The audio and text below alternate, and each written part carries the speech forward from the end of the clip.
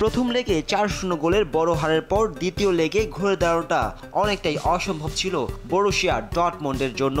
তবুও signal Iduna পার্কে সেমিফাইনালের স্বপ্ন নিয়ে দ্বিতীয় লেগে কাতালানদের মুখোমুখি হয় জার্মান জায়ান্টরা।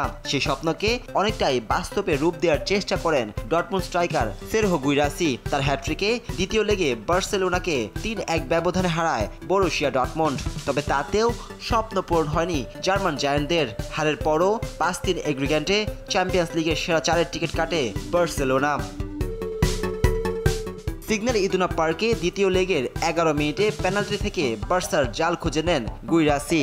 এরপর 49 ও 76 মিনিটে জোড়া গোল করে হ্যাট্রিক আদায় করেন গিনির এই স্ট্রাইকার। তবে দুর্দান্ত এই ম্যাচে বার্সার হারের লজ্জা কমান রামি বেনসেবাইনি। তার ভুলে আত্মঘাতী গোল পায় বার্সেলোনা।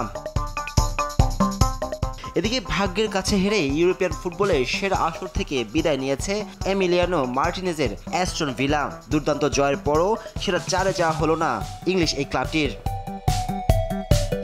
প্রথম লেগের ফল দেখে মনে হয়েছিল পিএসজির বিপক্ষে দ্বিতীয় লেগেও সুযোগ মিলবে না অ্যাস্টন ভিলার। তবে নিজেদের মাঠে ফিরতি লেগ হওয়ায় আত্মবিশ্বাসটা একটু বেশি ছিল ভিলার। সেই আত্মবিশ্বাসকে কাজে লাগিয়ে কোয়ার্টার ফাইনালের দ্বিতীয় লেগে 3-2 ব্যবধানে হারায় ফরাসি চ্যাম্পিয়নদের।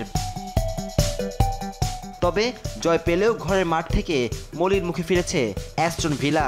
2 লেগ মিলিয়ে 5-4 ব্যবধানে জয় নিয়ে সেমিফাইনালে পৌঁছে যায় পিএসজি। নাজমুস সাকিব, RTV।